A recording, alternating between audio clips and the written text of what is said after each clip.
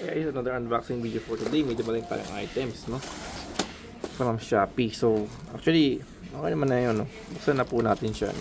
Kaya siyang label, okay naman. Pero double check pa rin natin siya. Actually, magaan.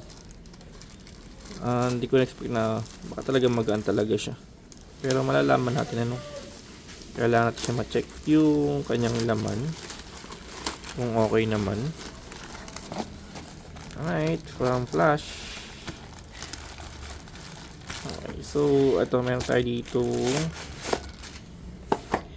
Shine, no? 9 stick pan morning omelette, so natural medical stove. Tapos kung nakalagay ba siyang saan siya gawa, wala ano, pero ito na siya. Oops. Okay, so nakaseparate yung kanyang ano. Okay naman siguro. So, yung camera. Tapos, check natin to. Well, China. Everything is Chinese, no? Yung kanyang ano. Ang kagandahan dito siguro kasi itanggal yung kanyang ano. Pero, uy. Ang ganda yung handle niya. Para siyang ano, matte finish na parang pambura, eraser na goma, no?